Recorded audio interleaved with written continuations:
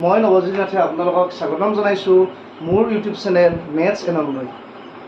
মই যাতে এই ইউটিউবৰ শিক্ষা যাত্ৰাত আগুৱাই যাব পাৰোঁ তাৰ বাবে আপোনালোক সকলোৰে ওচৰত আশীৰ্বাদ আৰু সহায় সহযোগিতা কামনা কৰিছোঁ।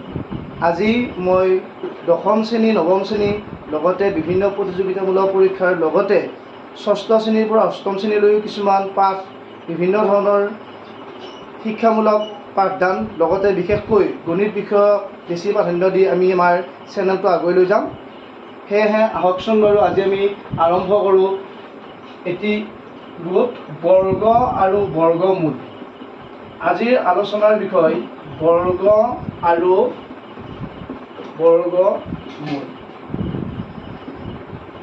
এই ইউনিটটো আমি অষ্টম শ্ৰেণীত অধ্যয়ন কৰিছিলোঁ।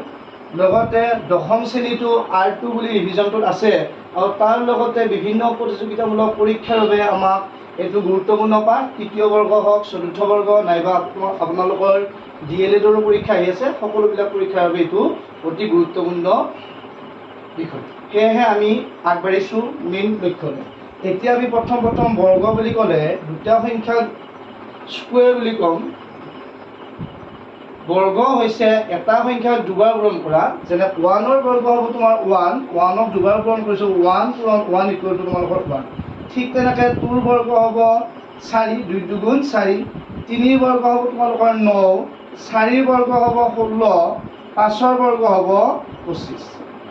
ঠিক তেনেকৈ 6ৰ বৰ্গ 36, 7ৰ বৰ্গ 49, 8ৰ বৰ্গ 64, 9ৰ বৰ্গ 81 আৰু 10ৰ বৰ্গ 100। এই যে বৰ্গ আৰু বৰ্গমূল এটা আনটোৰ ওলোটা হয়, মানে 1ৰ বৰ্গ 1, চ' 1ৰ বৰ্গমূল আকৌ 1, 2ৰ বৰ্গ 4, 4ৰ বৰ্গমূল 2, 3ৰ বৰ্গ 9, 9ৰ বৰ্গমূল 3। ঠিক তেনেদৰে 10ৰ বৰ্গ 100 আৰু 100ৰ বৰ্গমূলটো হ'ল 10। আমি বৰ্গমূলক সাধাৰণতে এই প্ৰতীকটোৰে বুজোৱা যায়। এইটো হ'ল তোমালোকৰ বৰ্গমূলৰ প্ৰতীক। এই বৰ্গমূল যদি আমি লিখোঁ, 49ৰ বৰ্গমূল আমি লিখিব লাগিব 7।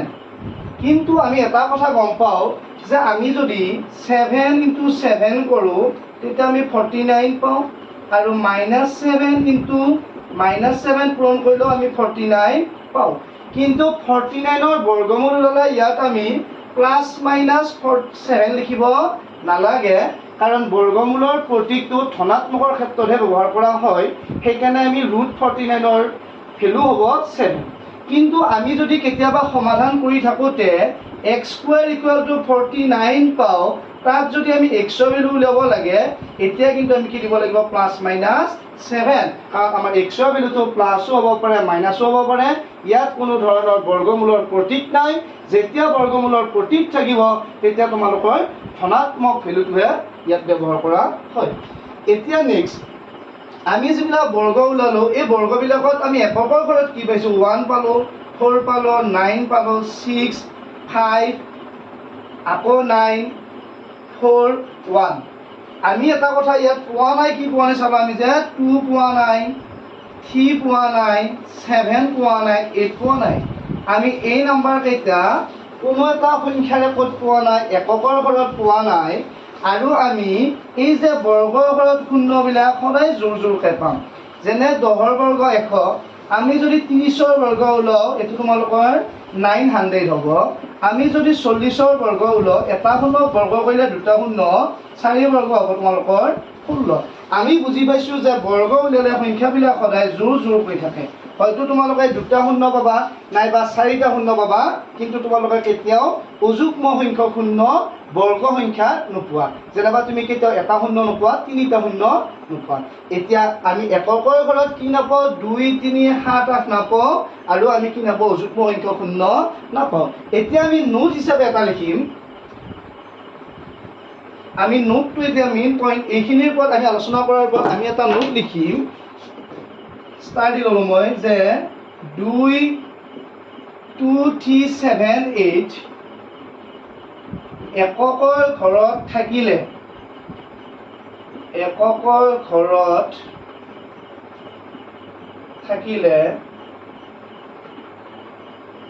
পূৰ্ণবৰ্গকে বৰ্গ সংখ্যা বুলি কয়। কি কি নহয় পূৰ্ণবৰ্গ নহয় বা বৰ্গ সংখ্যা নহয়। আৰু এটা নিয়ম আমাৰ কি আছে যে অযুগ্ম সংখ্যক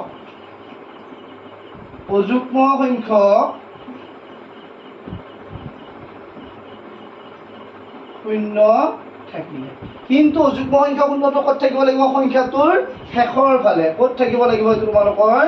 সংখ্যাটোৰ শেষৰ ফালে, মাজত থকাটো নহয়। কিন্তু সংখ্যাটোৰ কোনফালে হ'ব লাগিব? শেষৰ ফালে। আমি দুটা মেইন নোট পালো যে 2, 3, 7, 8 এককৰ ঘৰত থাকিলে পূৰ্ণবৰ্গ নহয়, অযুগ্ম সংখ্যক শূন্য থাকিলে তোমালোকৰ কি নহয়? পূৰ্ণবৰ্গ নহয়, থাকিলে পূৰ্ণবৰ্গ নহয়।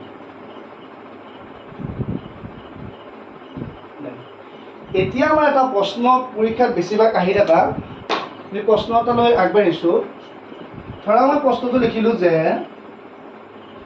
তলৰ কোনটো বৰ্গ সংখ্যা নহয়? আমাৰ প্ৰশ্ন হ'ল যে তলৰ কোনটো বৰ্গ সংখ্যা নহয়। এতিয়াতো অপশ্যন প্ৰশ্নবিলাক সকলোতে পৰীক্ষাত আহিয়ে থাকিব।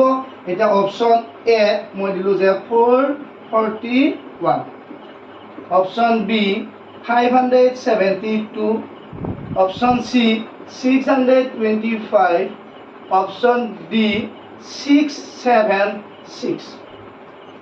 এতিয়া এইকেইটাৰ ভিতৰত আমাৰ মেইন পইণ্টটো কি আছে ওপৰত? যে 2, 3, 7, 8 থাকিলে পূৰ্ণবৰ্গ নহয়। আমি প্ৰথম এইকেইটাৰ কোনোবাটো আছে নেকি চাম। ইয়াত এককৰ ঘৰত কি আছে? 1 আছে, যদি পূৰ্ণবৰ্গ হয়।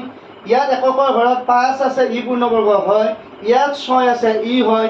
ইয়াত তোমাৰ কি থাকিল? 2 থাকিল, 2 থাকিলে কি হয়? পূৰ্ণবৰ্গ নহয়। চ' আমাৰ এনচাৰটো ইয়াত কোনটো হ'ব? তোমালোকৰ এই বি নম্বৰটো হ'ব আমাৰ এনচাৰ।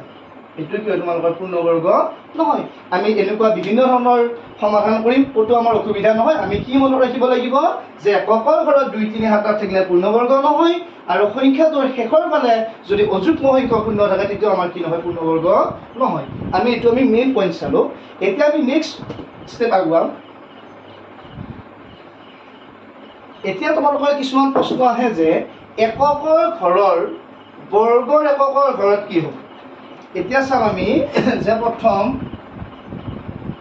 এককৰ ঘৰৰ অংক। নেক্সট এটা পইণ্ট কি লিখিলোঁ মই? এককৰ ঘৰৰ অংক, আৰু ইফালে কি লিখা আছে তোমালোকৰ? বৰ্গৰ এককৰ ঘৰৰ অংক। বৰ্গৰ এককৰ ঘৰৰ অংক। এতিয়া এই সংখ্যাটোক যদি আমি বৰ্গ কৰোঁ, আমি সদায় কি পোৱা যাব? বৰ্গৰ এককৰ ঘৰতো 1 পোৱা যাব। আমি 2ক বৰ্গ কৰিলে কি পোৱা যাব? 4। 3ক বৰ্গ কৰিলে আমি কি পাম? 9। 4ক বৰ্গ কৰিলে আমি কি পাম? 4 4 গুণ 16, কিন্তু ইয়াত এককৰ ঘৰত লিখিছোঁ মানে আমি কি লিখিব লাগিব? 6। 5ক বৰ্গ কৰিলে আমি কি পাম? 25। চ' ইয়াত তোমাৰ কিমান হ'ব? 5। 6ক বৰ্গ কৰিলে আমি কি পাম? 36। 36ৰ একৰ ঘৰত কি থাকিব? 6 থাকিব।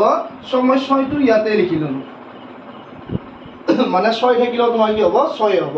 7 থাকিলে তোমাৰ কিমান হ'ব? 7 7 গুণ 49, মানে 49ৰ এককৰ ঘৰত কি থাকে? 9 থাকে। চ' মই ইয়াত কি লিখিছোঁ? 7। আকৌ 8ক বৰ্গ 8 7 গুণ 64, চ' তোমাৰ ইয়াত কি লিখি ল'লোঁ মই? 8। 9ক বৰ্গ কৰিলে 9 9 গুণ 81, চ' এককৰ ঘৰত 1 হ'ব। চ' মই ইয়াত কি লিখিছোঁ? 9। আৰু লাষ্টত যদি এককৰ ঘৰত 0 থাকে, বৰ্গৰ এককৰ ঘৰত কি থাকিব? 0। এইকেইটা কিন্তু বিৰাট সহজ। কেনেকৈ মনত ৰাখা? 1 আৰু 9 থাকিলে 1। 1 9 কিমান হয় তোমালোকৰ? 1 9 কিমান হ'ব? 10। ইয়াৰ দুটা যোগ 10, তেতিয়া 1। আকৌ 2 ইহঁতৰ লগত মিল থকাবিলাক মানে কি হয়? মিল থাকিব 10 হ'ব লাগিব। যে 2 8টো তোমাৰ কি হ'ব? 4 হ'ব। 3ৰ লগত আকৌ কি 10 হয়? 7 যোগ কৰিলে গ'লে 3 7ৰ লগত কি হয়? 9 হয়। 4 6ৰ লগত কি হ'ব? তোমালোকৰ 6 হ'ব। 5ৰ লগত কিন্তু 5 5 10 যে, চ' 5টো একেলাই হয়। 5ৰ লগত 5 হ'ব, আৰু 0ৰ লগতো কি হ'ব? 0। তোমালোকে এইকেইটা বেছিকৈ মনত ৰাখিব লাগিব। নেক্সট এতিয়া প্ৰশ্ন আহে কিছুমান যে 19 স্কুৱেৰৰ এককৰ ঘৰত কি থাকিব? ই স্কুৱেৰ হৈ আছে। তোমালোকৰ 9 থাকিলে 9 স্কুৱেৰ এককৰ ঘৰত কি হ'ব? এনচাৰ 1। তোমালোকে আৰু অংকটো কৰি চাব নালাগে। যদি কৰি চোৱা যায় 19ৰ বৰ্গ তোমালোকে গমেই পোৱা সকলোৱে যে 19ক পূৰণ কৰিলে কিমান পোৱা যায়? 361। এককৰ ঘৰত কি আছে? 1। আমি কি কৰিছোঁ? পূৰণটো নকৰাকৈ গম পাইছোঁ। তোমালোকে যেতিয়া ধৰা 75 এটা ডাঙৰ সংখ্যা লৈছা, যে 75ক যদি বৰ্গ কৰোঁ, এককৰ ঘৰত তোমাৰ কি আছে? 5 সব বৰ্গৰ এককৰ ঘৰত তোমাৰ ইয়াৰ আনসাৰটো কি হ'ব 5 75 সহজ ভাষাত বৰ্গ পূৰণ কৰিব পাৰি 5 5 গুণ 25 7 ৰ লগত 1 এটা বেছি কৰিবা 7 8 গুণ 56 আমি এককৰ ঘৰত কিমান পালো 5 পাইছো সো এনেকুৱা নিয়মবিলাকো তোমালোকৰ বেছিভাগ আহি থাকে যে এইটো কথা আমি মনত ৰাখিব লাগিব এতিয়া আমি দুটা পইণ্ট শিকিলো এটা হ'ল প্ৰথম শিকিছিলো যে কেতিয়া পূৰ্ণবৰ্গ বা বৰ্গ সংখ্যা হয় দ্বিতীয়তে শিকিলো যে বৰ্গৰ এককৰ ঘৰত কি অংক থাকে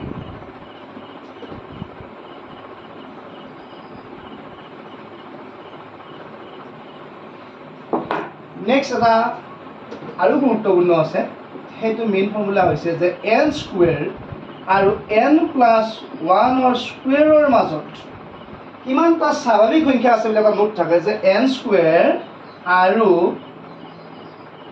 n প্লাস 1 ৰ মাজত টুৱাইস n টা কি আছে তোমালোকৰ স্বাভাৱিক সংখ্যা আছে টুৱাইস n টা স্বাভাৱিক সংখ্যা আছে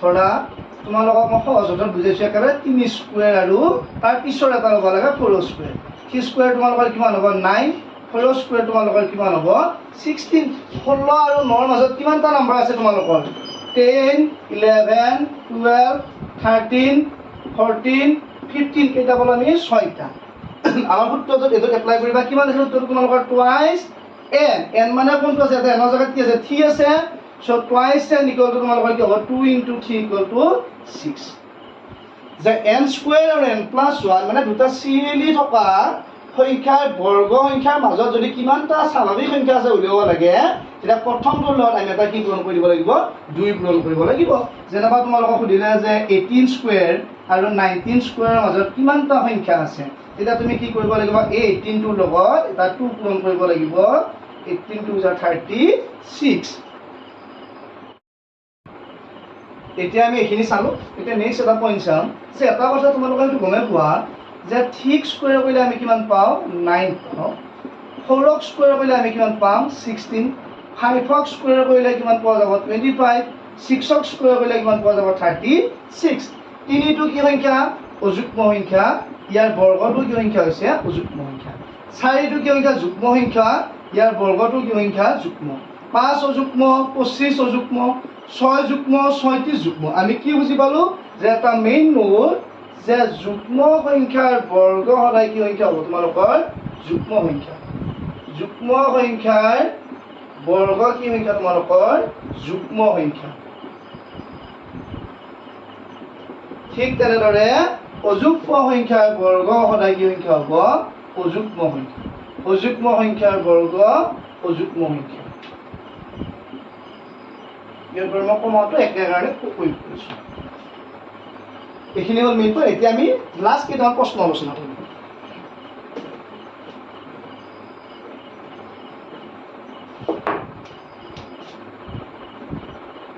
এক নম্বৰ প্ৰশ্ন তলৰ কোণটোৰ বৰ্গৰ একক স্থানত তলৰ কোণটোৰ বৰ্গৰ একক স্থানত 1 থাকিব তলৰ কোণটোৰ বৰ্গৰ একক স্থানত 1 থাকিব তোমালোকে এনসাৰখিনি আমি আলোচনা কৰাৰ ওপৰতে চাম গতিকে ইজি হ'ব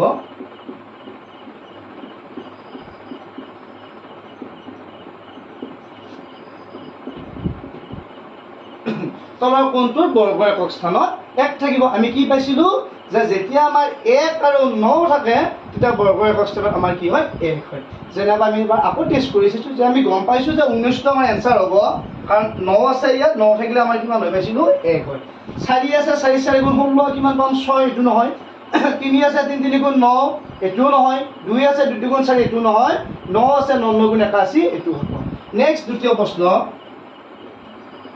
11 স্কয়াৰ আৰু 12 স্কয়াৰৰ মাজত স্বাভাৱিক সংখ্যা আছে মাজত স্বাভাৱিক সংখ্যা আছে অপচন এ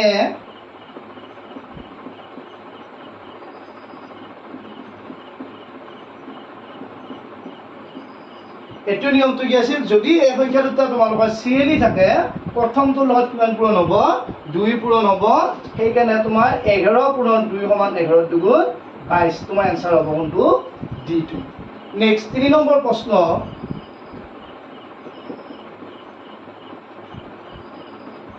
তলৰ কোনটো 13 ৰ বৰ্গ হ'ব দিলো আমি 196 অপশন বি 144 অপশন সি 169 আৰু অপশন ডি 256 আমাৰ ইয়াতে কি চিন আছিল যে তিনিটো অযুগ্ম সংখ্যা সো ইয়াৰ বৰ্গ তোমালোকৰ কি হ'ব অযুগ্ম সংখ্যা হ'ব এটো 6 আছে এককৰ ঘৰত ই যুগ্ম 4 আছে ই যুগ্ম এটোত 6 আছে ই যুগ্ম এটোত 9 আছে ই যুগ্ম সো তোমালোকৰ অপশন কোনটো হ'ব সি 4 নম্বৰ প্ৰশ্ন তলৰ কোনটো পূৰ্ণবৰ্গ নহয় option A 343 option B 576 option C 144 option D 400 তলৰ কোনটো পূৰ্ণবৰ্গ নহয় লাষ্টৰটো পূৰ্ণবৰ্গ হয় কাৰণ এককৰ শেষৰ ফালে যুগ্ম সংখ্যা শূন্য আছে এককৰ ঘৰত 4 আছে এটো হয় এককৰ ঘৰত 6 আছে আমাৰ নিয়মটো কি আছিল পূৰ্ণবৰ্গ নোহোৱাৰ এককৰ ঘৰত 2 3 7 8 থাকিলে আৰু যুগ্ম সংখ্যা শূন্য থাকিলে সো তোমাৰ এনসাৰ কোনটো হ'ব ইয়াৰে এ আমি এইখিনি বস্তু লিখিলো এতিয়া আমি মেইন এনসাৰখিনি চাবা তোমালোকে এনেকুৱা ধৰণৰ প্ৰশ্নবিলাক পৰীক্ষাত আহে অত্যাধিক দৰকাৰী প্ৰশ্ন কিন্তু এটা ইয়াৰ মাজতে এটা শৰ্টকাট তোমালোকক দি যাব বিচাৰিছো এই শৰ্টকাটটো অলপমান চাই ল'লে 11 ৰে আমি সংখ্যাবিলাকক পূৰণটো এটা লাইনত কৰিব পাৰো যদি ডাঙৰ সংখ্যাবিলাকক আমি 11 ৰে পূৰণ কৰো যেনেবা তোমালোকে 11 ৰ লগত আমি 17 ক পূৰণ কৰিব লাগে তেতিয়া পূৰণটো তোমাৰ হ'ব এই 7 টো তুমি ইয়াত এবাৰ 7 লিখিবা ইয়াৰ দুটা এবাৰ প্লাস কৰি দিবা 7 ৰ 1 তোমাৰ 8 এই 1 টো তুমি ইয়াত বহাই দিবা এটা হ'ব তোমাৰ 187 যদি আকৌ নেক্সট তুমি 231 ক তুমি 11 ৰে পূৰণ কৰা তেতিয়া তোমাক মই লাইনত কৰিলে তুমি ফাৰ্স্ট কি লিখিব লাগিব ইয়াত 1 নেক্সট তোমাৰ 1 এ থিয়া কি হ'ব 4 2 এ থিয়া তোমাৰ কি হ'ব 5 এইটো তোমাৰ ফাৰ্স্টত আহিব ঠিক আছে নেক্সট আকৌ যদি মই চালো এটা লাষ্ট 23 লগত আমি 11 টো যদি পূৰণ কৰো ফাৰ্স্ট আহিব তোমাৰ 3 3 এ তোমাৰ প্লাস কৰিলে 5 তাৰপিছত নেক্সট তুমি ইয়াত কি হ'ব ধন্যবাদ